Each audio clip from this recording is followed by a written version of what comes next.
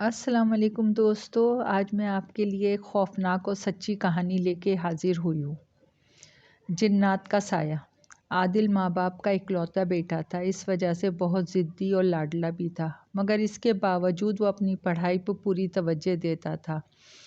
اس وقت وہ 7ویں کلاس میں تھا۔ اسکول سے گھر وہ وین کے ذریعے آتا جاتا تھا، مگر آج کسی وجہ سے وین والا نہ آیا۔ سب بچے پریشان تھے، گھر کیسے جائیں۔ جن کے گھر قریب تھے وہ پیدل ہی گھر چلے گئے، اور جن کے دور تھے وہ انتظار کر رہے تھے کہ شاید ماں باپ ان کا فون کافی دیر انتظار کرنے کے بعد لینے آ ہی جائیں، اور ایسا ہی ہوا۔ بمشکل 1 یا 1.5 گھنٹے بعد بچوں کے والدین نے آنا شروع کر دیا۔ تقریباً سب بچوں کے والدین آئے تھے اور اپنے بچوں کو لے کے چلے گئے تھے، مگر عادل کے گھر سے کوئی نہ آیا تھا۔ وہ بے حد پریشان تھا، کیا کرے، گھر بھی کافی دور تھا۔ آخر تنگ آ کر اس نے پیدل ہی گھر جانے کا فیصلہ کیا اور بیگ کندھے سے لٹکا کے چل پڑا۔ دوپہر کے 1:30 بجے کا وقت تھا اور دھوپ کی شدت سے اس کا چہرہ تمتما رہا تھا۔ اسے اپنے والدین پہ بہت غصہ آ رہا تھا، جنہیں اپنے اکلوتے بچے کی فکر ہی نہیں تھی۔ وہ ابھی تک گھر نہیں پہنچا، ابھی وہ آدھے راستے بھی نہ پہنچا تھا کہ اسے رفع حاجت محسوس ہوئی۔ پہلے اس نے سوچا کہ ایک ہی دفعہ گھر جا کے پیشاب کرے گا، مگر پھر اس نے سوچا گھر ابھی کافی دور ہے، کیوں نہ راستے ہی میں فارغ ہو لے۔ اس جگہ کی تلاش میں ادھر ادھر نظریں دوڑائیں۔ سڑک کے ایک طرف دکانیں وغیرہ تھیں اور دوسری طرف کچھ مکانات بنے ہوئے تھے، مگر ساتھ ہی ایک پلاٹ اسے خالی دکھائی دیا۔ اس کے گرد ٹوٹی ہوئی 3 فٹ بلند دیواریں تھیں۔ شاید کسی نے پلاٹ خرید کے اس کے گرد 4 دیواری قائم کر دی تھی کہ کوئی ان پلاٹ پہ کچھ تعمیر نہ کر لے۔ 4 دیواری کے اندر ایک بہت بڑا برگد کا درخت تھا، جس کی شاخیں زمین تک پھیلی ہوئی تھی۔ 4 دیواری کے اندر داخل ہو کے عادل نے بیگ درخت کی نچلی شاخ سے لٹکایا اور خود درخت کے نیچے ہی بیٹھ گیا، اور فارغ ہونے کے بعد وہ اٹھا اور بیگ اٹھا کے دوبارہ گھر کے راستے کی طرف چل دیا۔ اس کی ماں نے دروازہ کھولا اور دیر سے آنے کی وجہ دریافت کرنے لگی، لیکن عادل نے مکمل ناراضگی کا مظاہرہ کیا اور جواب دینے کے بجائے سیدھا اپنے کمرے میں آیا اور بیگ ایک طرف بستر پر ڈال کر بستر پہ جوتوں سمیت لیٹ گیا۔ تھوڑی دیر بعد اس کی ماں پانی کا گلاس لیے اندر داخل ہوئی۔ عادل اٹھو بیٹا، پانی پی لو، لیکن عادل جوں کا توں پڑا رہا۔ کیا ہوا ہے، ناراض ہو اپنی ماں سے؟ اور تم نے بتایا نہیں آج دیر سے کیوں آئے؟ ویگن کی آواز بھی سنائی نہیں دی، عادل کی ماں نے کہا۔ لیکن جب عادل نہ بولا تو وہ گلاس میز پہ رکھ کر اس کی طرف بڑھی۔ عادل! وہ اس پر جھک کر اسے آوازیں دینے لگی اور عادل نے جھٹ سے آنکھیں کھول دیں۔ لیکن یہ کیا؟ اس کی ماں فوراً 2 قدم پیچھے ہٹ گئی، پھر فوراً ہی دوبارہ اس کی طرف بڑھی۔ کیا ہو گیا ہے میرے بیٹے کو؟ وہ پریشان لہجے میں بولی۔ کیونکہ عادل کی آنکھیں پوری کی پوری کھلی ہوئی تھیں اور بے حد سرخ تھیں، جیسے خون اترا ہوا ہو۔ وہ پلک جھپکے بغیر ایک ٹک اسے دیکھا جا رہا تھا۔ نتنے پھڑک رہے تھے اور منہ سے جھاگ بہہ رہا تھا۔ اس کی تیز تیز سانسوں کی آواز سنائی دے رہی تھی۔ میرے خیال میں گرمی لگ گئی ہے تمہیں، جلدی سے اٹھو، پانی پی لو، پھر نہا لو، وہ عادل کا ہاتھ پکڑ کے کھینچتے ہوئے بولی۔ مگر دوسرے ہی لمحے عادل نے ہاتھ ایک جھٹکے سے چھڑایا اور اٹھتا ہوا بولا، ہاتھ مت لگاؤ مجھے ورنہ جان سے مار ڈالوں گا۔ اس کے منہ سے ایک بھاری آواز خارج ہوئی، جس طرح 40-45 سال کا کوئی مرد بول رہا ہو۔ منہ سے کف بہہ رہا تھا اور چہرہ سرخ تھا۔ سر کے بال سٹ کنڈوں کی طرح کھڑے ہو گئے تھے۔ اس کی ماں نے ایک چیخ ماری۔ وہ حیران تھی کہ یک بہ یک اس کے بچے کو کیا ہو گیا ہے اور وہ بھاری آواز میں کیوں بولنے لگا ہے۔ وہ تیزی سے فون کی طرف دوڑی، جلدی جلدی کپکپاتی انگلیوں سے وہ نمبر ملانے لگی۔ وہ خوفزدہ نگاہوں سے کبھی فون کو دیکھتی، کبھی عادل کو۔ ہیلو ناصر، وہ ہکلاتی ہوئی آواز میں بولی۔ دوسری جانب عادل کا باپ تھا۔ اس وقت وہ آفس میں تھا۔ کیا بات ہے، تم بوکھلائی ہوئی کیوں ہو؟ اس کے باپ نے کہا۔ وہ عادل کو کچھ ہو گیا ہے، پلیز آپ جلدی آ جائیں، وہ تقریباً روتے ہوئے بولی تھی۔ اچھا تم اسے سنبھالو، میں ابھی 10 منٹ میں آتا ہوں، عادل کے باپ نے تیزی سے کہتے ہوئے فون بند کر دیا۔ فون رکھ کے وہ پلٹی اور عادل کی طرف دیکھا۔ وہ ابھی تک اپنی سابقہ کیفیت میں تھا۔ جو ہی وہ سانس باہر نکالتا، سانس کے ساتھ اس کے منہ سے جھاگ اڑنے لگتا۔ ہاتھوں کی مٹھیاں بچھی ہوئی تھیں اور وہ خون خوار نگاہوں سے ماں کو دیکھ رہا تھا۔ کیا ہوا ہے بیٹا، مجھے بتاؤ تو صحیح، کیا استادوں نے کچھ کہا ہے؟ وہ بیٹے کی حالت دیکھ کے رو پڑی تھیں۔ آخر اس کا اکلوتا بیٹا تھا اور اس حال میں بھلا وہ کیسے برداشت کر سکتی تھیں؟ لیکن عادل کی حالت میں کوئی فرق نہ آیا۔ میں مار ڈالوں گا اسے، کہنے کے ساتھ وہ اپنے دونوں ہاتھوں کو دانتوں سے کاٹنے لگا۔ اس کی ماں چیختی ہوئی آگے بڑھی۔ یہ کیا کر رہے ہو؟ ماں نے عادل کے ہاتھ پکڑنے چاہے مگر اس نے جھٹکے سے اپنے ہاتھ چھڑائے اور بے دردی سے اپنے بال نوچنے لگا۔ ماں اسے روکنے کے لیے کبھی اس کا ہاتھ پکڑتی، کبھی دوسرا، مگر پتہ نہیں اس میں اتنی طاقت کہاں سے آ گئی تھی کہ وہ اس کے قابو ہی میں نہیں آ رہا تھا۔ عادل کے منہ سے غراہٹ آمیز آوازیں خارج ہو رہی تھیں اور وہ جنونی انداز میں اپنے بال نوچ رہا تھا۔ اتنے میں باہر کے دروازے پہ دستک ہوئی۔ عادل کی ماں روتے ہوئے بھاگ کر گئی اور جا کے باہر کا دروازہ کھولا۔ آنے والا عادل کا باپ تھا۔ اس نے پریشانی سے عادل کی ماں کو روتے ہوئے دیکھا اور تیزی سے عادل کے کمرے کی جانب بڑھا۔ عادل کی ماں بھی اپنے شوہر ناصر کے پیچھے دوڑی۔ اندر سے عادل کی غراہٹیں بلند ہو رہی تھیں۔ عادل کے باپ نے جو عادل کو اس حالت میں دیکھا تو بے اختیار دوڑا اور اس کے بال اس کے ہاتھوں سے نکالنے چاہے مگر بے سود۔ اس نے جلدی سے ڈاکٹر کو فون کیا اور اسے بیٹے کی حالت بتا کے فوراً آنے کی درخواست کی، پھر اس کے آنے کا انتظار کرنے لگا۔ عادل کبھی زور زور سے منہ پہ تھپڑ مارنے لگتا، کبھی بال نوچتا، کبھی اپنے بازو ہاتھوں کو کاٹتا۔ اس نے اپنے کپڑے بھی پھاڑ ڈالے تھے۔ ڈاکٹر کے آنے تک اس کی حالت بے حد خراب ہو چکی تھی۔ ڈاکٹر نے آتے ہی اس کے ہاتھ پاؤں رسیوں کی مدد سے چارپائی سے بندھوا دیے مگر اب وہ بھی ویسے ہی تڑپ اور چیخ رہا تھا۔ اس کے بعد ڈاکٹر نے بے ہوشی کا انجیکشن لگا دیا۔ کچھ دیر بعد ہی عادل بے ہوش ہو چکا تھا۔ ڈاکٹر نے اسے دماغی مریض قرار دے دیا تھا اور ناصر کو یعنی عادل کے باپ کو اس کی دماغی ٹیسٹ کروانے کی ہدایت کر کے چلا گیا۔ عادل کے ماں باپ بیٹے کی حالت پہ بے حد پریشان تھے۔ یکایک اسے کیا ہو گیا ہے؟ کچھ دیر بعد عادل کو پھر ہوش آ گیا اور وہ چیخنے اور رسیاں توڑوانے کی کوشش کرنے لگا۔ اس کے باپ نے دوبارہ ڈاکٹر کو فون کیا اور اس نے دوبارہ آ کے انجیکشن لگا دیا۔ اسی طرح صبح ہو گئی۔ رات میں بھی عادل کی 2 بار آنکھ کھلی اور چیخ چیخ کے نڈال ہو جانے کے بعد وہ سو گیا۔ اس کے ماں باپ ساری رات نہ سو سکے۔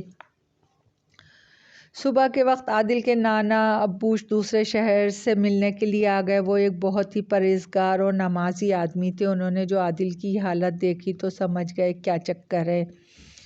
انہوں نے عادل کے باپ کو ساتھ لیا اور عامل کی تلاش میں سارا شہر چھان مارا۔ آخر ایک بہت بڑے پہنچے ہوئے عامل کو انہوں نے ڈھونڈ ہی لیا۔ شام کا وقت تھا اور عامل اپنی آستانے پہ بیٹھا آخری آدمی کو بھگتا رہا تھا۔ اس عامل کے بارے میں مشہور تھا کہ وہ ہر طرح کے آسیب، جادو وغیرہ کے توڑ کر دیتے ہیں۔ عادل کا باپ اور نانا جب وہاں پہنچے تو عامل کے چیلے انہیں دری پہ بیٹھنے کا اشارہ کیا۔ وہ خاموشی سے بیٹھ گئے۔ آخر آدمی کو فارغ کرنے کے بعد عامل نے ناصر کی باپ کی طرف دیکھا تو ناصر کے باپ اور نانا دونوں اٹھ کر اس عامل کے پاس جا بیٹھے اور انہیں اپنے آنے کا مقصد بتایا۔ تمام قصہ سن لینے کے بعد عامل نے جواب دیا، ٹھیک ہے میں سمجھ گیا ہوں، لیکن اب تو دن ڈھل چکا ہے، صبح سویرے آپ لوگ آ جائیے گا، میں آپ کے ساتھ آپ کے گھر چلوں گا۔ عامل کی بات سن کر وہ دونوں مصافحہ کر کے خاموشی سے چلے گئے۔ اگلے دن ناصر کا باپ عامل کو لینے چلا گیا۔ جب وہ عامل کے ساتھ گھر میں داخل ہوا تو عادل نے چیخ چیخ کر سارا گھر سر پہ اٹھائے رکھا تھا۔ اس کی ماں کی رو رو کے آنکھیں سوجی ہوئی تھیں اور نانا جی عادل کی ماں کو تسلیاں دے رہے تھے کہ جلدی عادل ٹھیک ہو جائے گا۔ ناصر عامل کا باپ عامل کو لے کے سیدھا عادل کے کمرے میں آیا۔ وہ عادل کی حالت دیکھ کے سمجھنے والے انداز میں سر ہلانے لگا۔ پھر اس نے عادل کے باپ کو ہدایت کی کہ وہ عادل کو رسیاں کھول دیں۔ رسیاں کھل جانے کے بعد عادل دوبارہ اپنے جسم کو نوچنے کھسوٹنے لگا، مگر عامل نے فوراً عادل کا ہاتھ پکڑا اور اس کی چھوٹی انگلی کے ناخن کو اپنے انگوٹھے سے پوری زور سے دبا دیا۔ عادل کے منہ سے کربناک چیخیں خارج ہوئیں اور اس نے اپنا ہاتھ چھڑانے کی کوشش کی، مگر عامل نے اپنی گرفت سخت کر لی اور انگوٹھے کو زیادہ زور سے دبایا۔ عادل کی چیخیں نکلنے لگیں، چھوڑ دو چھوڑ دو، وہ بھاری آوازوں میں گرجا۔ عامل نے کہا، میری باتوں کا جواب دے گا تو چھوڑ دوں گا، ورنہ جلا کے بھسم کر دوں گا۔ بتا تو کون ہے اور کیوں اس معصوم کو عذاب دے رہا ہے؟ مگر عادل نے کوئی جواب نہ دیا، وہ اب بھی چیخنے اور ہاتھ چھڑانے کی کوشش کر رہا تھا۔ بتا کون ہے تو، بتا، عامل نے زور سے کہا، مگر عادل کا ہاتھ نہ چھوڑا۔ عادل جواب دینے کے بجائے چیختا رہا تو عامل نے دائیں ہاتھ کا زوردار تھپڑ عادل کے چہرے پہ مارا اور پھر پے در پہ تھپڑ مارنے شروع کر دیے۔ ساتھ ساتھ وہ پوچھتا بھی جا رہا تھا، بتاتا ہوں۔ کافی سارے تھپڑ کھانے کے بعد عادل کے منہ سے آواز نکلی، ہاں بتا کون ہے تو؟ عامل نے پوچھا، میں فراشیل ہوں، اس نے میرے گھر میں پیشاب کر دیا تھا، میرے قالین پر، میں اسے نہیں چھوڑوں گا، جان سے مار ڈالوں گا۔ کہنے کے بعد وہ دوبارہ چیخنے لگا اور ہاتھ جو فارغ تھا اس سے سر کے بال نوچنے لگا۔ خاموش، چپ، عامل نے کہنے کے ساتھ ہی تھپڑ مارنے کے لیے ہاتھ اٹھایا اور عادل کی چیخوں میں کمی آ گئی۔ میں تجھے حکم دیتا ہوں کہ تو اسے چھوڑ دے، عامل نے دوبارہ کہا، تو جانتا ہے کہ یہ بچہ ہے اور بچوں سے غلطی ہو جاتی ہے۔ نہیں، کبھی نہیں، عادل نے نفی میں سر ہلانا شروع کر دیا۔ چھوڑ دے ورنہ تو جانتا ہے میں کون ہوں، جلا کے بھسم کر ڈالوں گا تجھے، عامل غصیلے لہجے میں بولا۔ نہیں چھوڑوں گا اسے، عادل نے کہا اور دوسرے ہی لمحے عامل نے کچھ پڑھ کے اس پہ پھونکا تو وہ یوں ڈکارنے اور چیخنے لگا جیسے بیل ذبح کیا جا رہا ہو، اپنا سر پیچھے دیوار کے ساتھ ٹکرا رہا تھا اور ہذیانی بکنے لگا تھا۔ عامل نے دوبارہ کچھ پڑھا اور اس پہ پھونک دیا، وہ زیادہ تیزی سے تڑپنے لگا، پھر اس کے منہ سے چیختی ہوئی آواز خارج ہوئی، فی الحال تو میں جا رہا ہوں ذلیل عامل، لیکن پھر آؤں گا اور مرتے دم تک نہیں چھوڑوں گا اسے۔ یہ کہنے کے بعد عادل پرسکون ہو گیا، اس نے تڑپنا چیخنا بند کر دیا اور تکیے پہ سر رکھ کے زور سے سانسیں لینے لگا۔ تب عامل نے اس کا ہاتھ چھوڑا اور عادل کے ماں باپ کی طرف دیکھا جو پریشانی سے انہی کی طرف دیکھ رہے تھے۔ دیکھا ناصر صاحب، آپ کے بیٹے پہ جن کا سایہ ہو گیا ہے، اس نے ان کی جگہ پہ پیشاب کر دیا تھا، اس وجہ سے وہ غصے میں سے جسم پہ قابض ہو گیا۔ عامل نے کہا، پھر اب کیا ہوگا، کیسے چھوٹے گی میرے بچے کی جان اس سے؟ عادل کی ماں روتے ہوئے بولی، فی الحال تو وہ چلا گیا ہے، مگر دوبارہ پھر آنے کا کہہ گیا ہے۔ عامل بولا، بہرحال جو ہی دوبارہ عادل کی حالت خراب ہو آپ فوراً مجھے بلا لیجیے گا، اس بارے میں اس سے معاہدہ کر لوں گا، اگر وہ جان کے بدلے میں کوئی اور چیز لینے کو تیار ہے تو ہم دے دیں گے اور آپ کے بچے کی جان چھوٹ جائے گی۔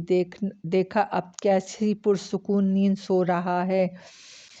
بہرحال اب 2-4 دنوں تک تو اس کے آنے کی امید نہیں ہے۔ اور واقعی صرف 3 دن بعد عادل کی حالت دوبارہ خراب ہو گئی، اب وہ پہلے سے بھی زیادہ جنونی انداز میں خود پر حملہ کر رہا تھا۔ عادل کا باپ تیزی سے عامل کو لینے بھاگا، کچھ دیر بعد ہی عامل موجود ہوا اور اس وقت وہ دوبارہ جن سے گفتگو میں مصروف ہو گیا۔ میں نے تمہیں کہا تھا نا چھوڑ دو اس معصوم بچے کو، لیکن تم نے میری بات نہیں مانی، میں تمہیں آج جلا دوں گا، عامل نے کہا۔ نہیں، تم جو بھی کر لو میں نہیں چھوڑوں گا اسے، عادل کے منہ سے آواز نکلی۔ اچھا تو پھر یوں کرو کہ اس کے بدلے میں کچھ لے لو اور اس کی جان بخشی کر دو، عامل نے اس بار نرمی سے کہا۔ نہیں، یہ نہیں ہو سکتا، میں اس کی جان لوں گا، عادل نے۔ یہ سن کر عادل کی ماں زور سے رونے لگی اور اس کا باپ بھی پریشان ہو گیا۔ دیکھو فراشیل، تم جو بھی کہو گے میں اس کے بدلے میں دینے کو تیار ہوں، مگر تم اس کی جان چھوڑ دو، عامل بولا۔ نہیں، میں نہیں چھوڑوں گا اسے، عادل بولا۔ عامل نے غصے سے کچھ پڑا اس پہ پھونک دیا، اس کی حالت خراب ہونے لگی، وہ بے آب مچھلی کی طرح تڑپنے لگا۔ کچھ دیر بعد وہ مصالحت آمیز لہجے میں بولا، ٹھیک ہے کالا بیل، میرے گھر باندھ آؤ برگد کے درخت کے نیچے، تو میں اسے چھوڑ دوں گا۔ ٹھیک ہے کالا بیل، تمہیں مل جائے گا، لیکن تم وعدہ کرو کہ دوبارہ اسے تنگ نہیں کرو گے۔ عامل بولا، میں وعدہ کرتا ہوں کہ نہیں کروں گا۔ جن یعنی عادل نے سسکیاں بھرتے ہوئے کہا، ٹھیک ہے گھر بتا دو تمہارا کہاں ہے تاکہ بیل وہاں چھوڑا جائے۔ عامل نے کہا، جن۔ عادل نے فوراً اسی جگہ کا پتہ بتا دیا جس جگہ پہ عادل نے پیشاب کیا تھا۔ اچھا اب تم جاؤ، 1-2 دن تک تمہیں بیل مل جائے گا، عامل نے کہا۔ تھوڑی دیر بعد ہی عادل پرسکون ہو گیا۔ ان 4-5 دنوں میں وہ بہت نڈھال ہو گیا تھا۔ آنکھوں کے گرد سیاہ حلقے پڑ گئے تھے، رنگ پیلا زرد ہو چکا تھا اور جسم بہت کمزور ہو گیا تھا۔ عامل نے ناصر کے باپ کو بتایا کہ کالا بیل لے کے فوراً جتنی جلدی ہو سکے اس جگہ باندھ آؤ ورنہ جن دوبارہ بھی آ سکتا ہے۔ ناصر کے باپ نے عامل کو معاوضے کے طور پہ کچھ رقم دینے کی کوشش کی، مگر اس نے لینے سے انکار کر دیا اور بولا، میں یہ کام فی سبیل اللہ کرتا ہوں، آپ یہ رقم کچھ رقم ملا کے فوراً بیل خریدیں۔ عادل کے باپ نے بینک سے روپے نکلوائے، اگلے دن جا کر بہت بڑا بیل لے آیا۔ پورے 50,000 کا بیل خریدا تھا۔ انہوں نے بیل لا کے انہوں نے برگد کے درخت کے نیچے باندھ دیا۔ بس وہ دن اور آج کا دن پھر دوبارہ عادل کی طبیعت خراب نہیں ہوئی، کیونکہ عامل نے بتایا تھا کہ جنات وعدے اور قسموں کے پکے ہوتے ہیں، مگر انہوں نے عادل کو منع کر دیا کہ آئندہ کسی سائے میں، خاص طور پر درختوں کے نیچے، رفع حاجت سے پرہیز کرے۔ دوستو، کہانی پسند آئی ہو تو لائک اور سبسکرائب کیجیے۔ آپ کی دعاؤں کی طلبگار۔